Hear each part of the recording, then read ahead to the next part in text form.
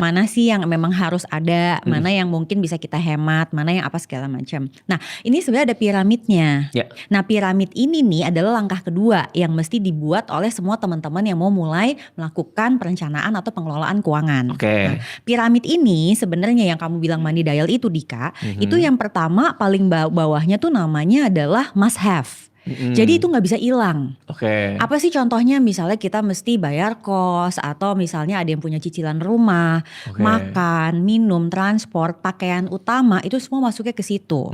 Nah, atasnya lagi namanya should have. Dia kadang mikir aku nggak perlu, tapi kamu tuh perlu, dan itu yang sering harus diingetin. Contohnya buat kesehatan, misalnya buat investasi anak, yang kayak gitu-gitulah. Nah, di atasnya lagi ini dia nih sebenarnya mungkin konsepnya si money dial itu. Yang kita sebutnya itu adalah pengeluaran yang kita bilangnya could have. Jadi ya bisa iya bisa enggak. Contoh, kalau buat kamu nih ya, nih kamu sebagai a person nih Dika, kamu lebih prefer makan atau beli barang?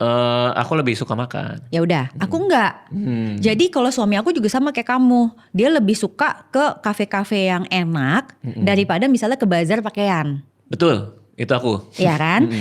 Kalau aku kebalikannya, gue makan apa aja deh, gue gak rewel gitu kan. Dan mungkin buat Mbak Prita, makan bayar segini tuh sama-sama aja sih gitu kali ya. Sama kayak aku ngeliat, kayaknya baju ini sama aja. Sedangkan kalau buat aku baju beda gitu kan. Tas tuh beda gitu kan. Jadi artinya itu could have-nya kita tuh.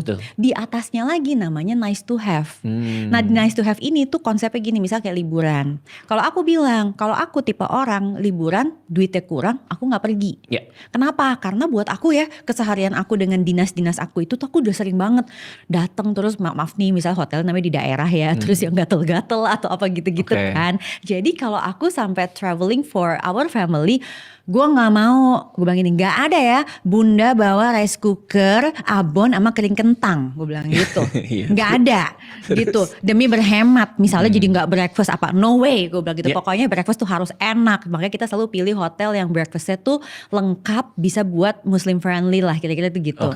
Kan orang banyak yang mau bayar breakfast ya di hotel ya, karena dianggapnya kan pricey banget gitu loh. Tapi karena aku tahu buat suami aku itu penting, dan aku tidak mau apa istilahnya juga bekerja saat liburan, maka itu nice to have aku.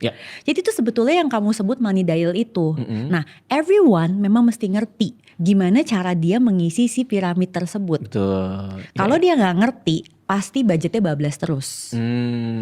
Jadi kalau dia ngerti, jadi budgetnya dia tuh akan hanya kepake buat si piramid itu.